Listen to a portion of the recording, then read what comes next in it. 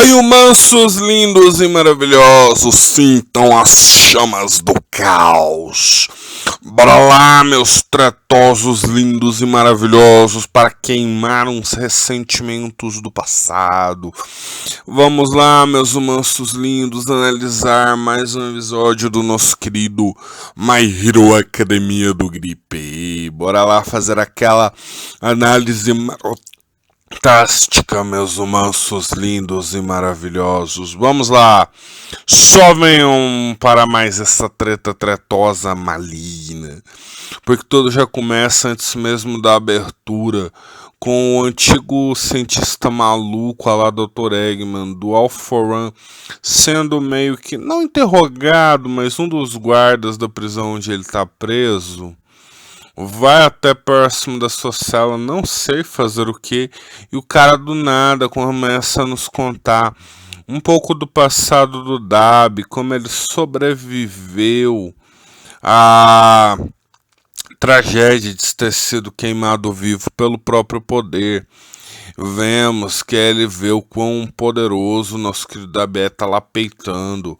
Não só o Todoroki, mas toda a equipe do Endeavor que foi junto, os heróis que foram escolhidos, né, mansos, pra estar nessa batalha ali e tudo mais. E vemos como é que foi a treta. Pois afinal de contas, o nosso querido Toya Todoroki achou, manos, que podia preencher o vazio no coração do seu pai, sendo um filho melhor, treinando para dominar o seu poder, que podia superar o Shoto e tudo mais. Mansos, que absurdo.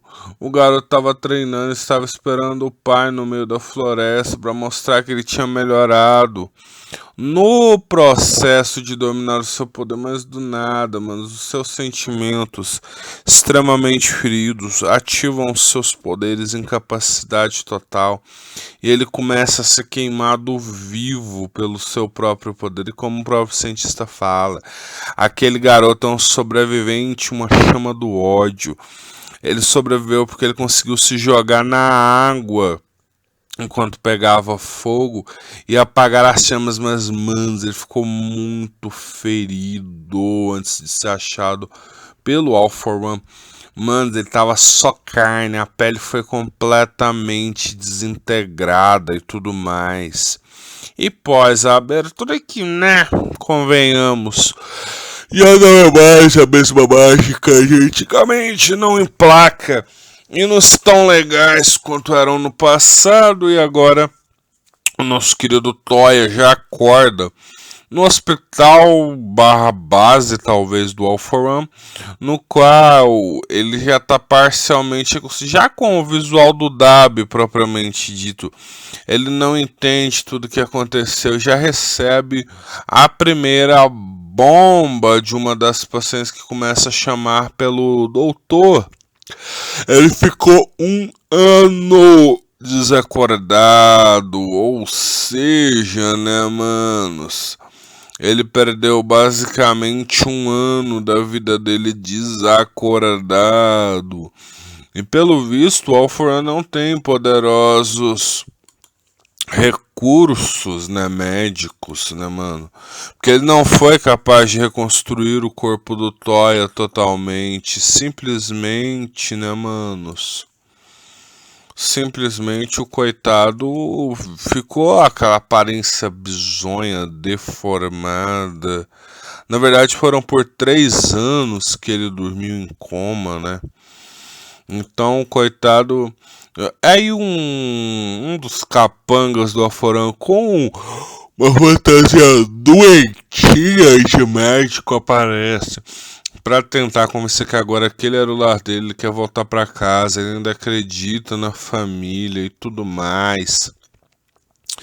E mano, que bizarro, o All-For-One tenta fazer uma lavagem cerebral no pequeno Toya, mas é claro, mano, ele não aceita, incrível que pareça, ele não tá sendo manipulado pelo All-For-One como Shigaraki, ele simplesmente rejeita tudo e queima o local onde ele estava abrigado. Simplesmente o próprio Alforã desistiu dele, ou seja, nem o Rei Demônio o quis.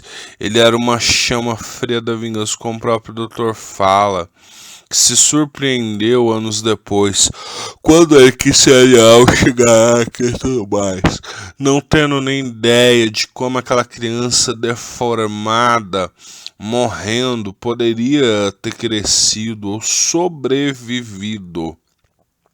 E é claro que ele logo já deduziu o porquê. Ele era um morto-vivo, ele caminhava para a morte, ele não queria só uma vingança para com o pai, ele sabia que estava morrendo porque o seu poder o está consumindo aos poucos. Ou seja, ele vai morrer. E o Choto tá terminando lá de carregar a combinação do seu poder que a gente fez e tudo mais. E percebemos que o próprio Toya já joga na cara do pequeno Choto, que retornou para casa secretamente uma vez, mas viu o treinamento monstruoso do Endeavor para com seu filho, percebendo a dura realidade dos fatos. Ele era só um protótipo que fracassou do desejo bizonho do pai dele de superar o All Might e tudo mais. Embora o Choto já tenha superado esse trauma, acho que parcialmente, e eu senti mais o que você fala. É saber que o seu irmão só sobreviveu até ali porque ele queria por tudo se vingar. Percebemos que ele, manos, como ele dominou melhor seus poderes, pelo visto ao ser queimado, o seu corpo tirou o limitador do seu próprio poder, porque ele não sente dor ao se queimar, ou se entrar em combustão, nem nada do tipo. Só que é claro, se ele for com todo, logo ele se consome como um carvão em brasa e tudo mais. E manos, ele termina ali a transformação. Ele vira um cadáver vivo, basicamente. Aquelas piercings nos ferimentos dele, manos, não era uma questão de moda, bad boy, nem nada. Aqueles brincos, literalmente, seguravam a carne do cara no lugar. E eles se derreteram. E agora a boca dele, não sei nem como esse cara tá falando, a mandíbula do cara literalmente se abre, ele tá se desintegrando em chamas. Mesmo que ele não vá matar o pai, ele vai lutar contra o irmão porque ele vai se conformar com a morte do Choto, de destruir o grande legado, tudo aquilo que o seu irmão é para o seu pai. Mesmo seu pai o pai dele treinou para dominar os poderes. O Choto tá terminando ali de carregar o poderzinho. É muito típico de vilão bobo deixar o herói carregar o poderzinho enquanto dá um discurso do mal e tudo mais. E é claro, o Dabi já vai partir pro ataque, explica como seu corpo perdeu o limitador dos seus poderes e por isso ele pode evoluir pra chama azul e tudo mais. E não importava que golpes ele tentasse dominar, ele passou a aprender os golpes do pai pela TV, manos. Vemos aí uma certa admiração, talvez pelo pai, camuflada de ódio e rancor.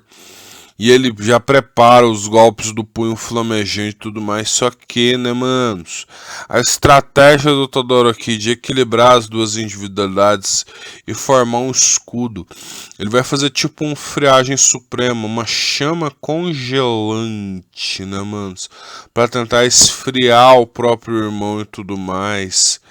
A briga vai ser muito maligna.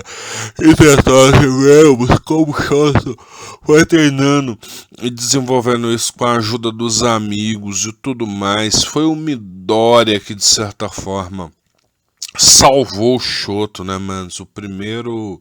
Vamos botar aí que o primeiro grande resgate de alguém importante do Deku foi o próprio Choto. Ou seja, ele mostrou que o poder é dele, a individualidade não é do pai dele, os poderes dele são dele, né, manos? Como se diz, você tem que perdoar e superar os traumas, vivendo a sua própria vida, mas ele reconhece que o Toya é basicamente um pecado da sua própria família, que foi a escolha do Toya queimar pessoas vivas, se tornar um vilão. Não foi o pai dele que pegou a mão dele e usou para queimar os outros, nem nada do tipo. E vemos, mano, o desenvolvimento desse escudo de individualidade que o próprio Shoto usa o coração como base para essa individualidade e tudo mais. E o Toya já recebeu o dano desse novo golpe e é muito surpreendente, porque ele é muito mais forte que o punho flamejante, congela, e o irmão vai ter alguma dificuldade para enfrentar, e a tropa do Endeavor, quando o escudo descarrega, servem de escudo para as chamas do Dabi, para dar tempo do Shoto carregar os seus próprios poderes. E o Shoto já manda aquele discurso marotástico, né, mano? Que como ele poderia olhar pra frente, tendo tantos pecados ou tantos traumas no seu passado, vendo que a sua mãe apoiava que ele seguisse o seu próprio caminho e não ficasse preso a essa maldição do sangue, do ódio e tudo mais. E como ele mesmo fala, a turma 1A estava avançando pra frente e ele queria melhorar, por isso que ele aceitou treinar com o pai.